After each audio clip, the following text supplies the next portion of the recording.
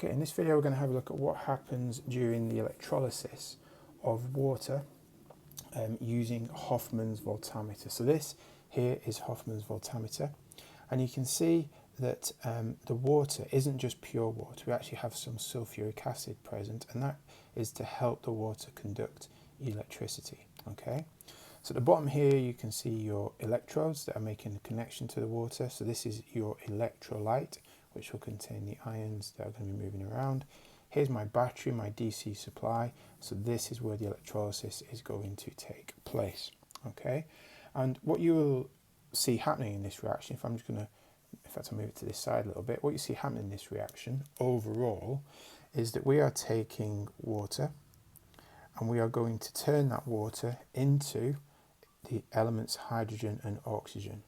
Remember, electrolysis, the definition of electrolysis, is the breaking down of compounds into simpler substances, and that's what we're doing here to make this work.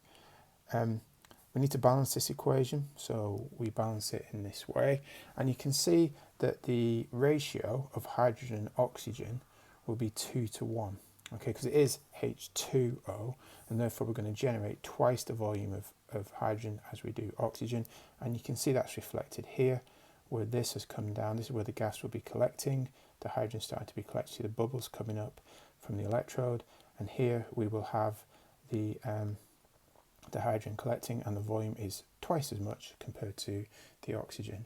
In terms of the reactions that take place, so here's my hydrogen forming. So this side here is going to be the cathode, and at the cathode we will get hydrogen ions coming along, and they are going to gain electrons to become hydrogen.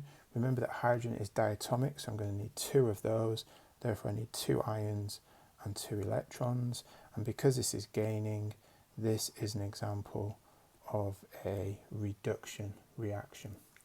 Compare that to the anode on this side, and the anode reaction, we can see that we're going to be generating oxygen. The way we do that is we take the hydroxide ions and we turn those hydroxide ions into oxygen and water, and during that process we are going to release, because we need 4 lots of the hydroxide ions, we're going to release 4 electrons. Because those electrons are being lost, this is an oxidation reaction.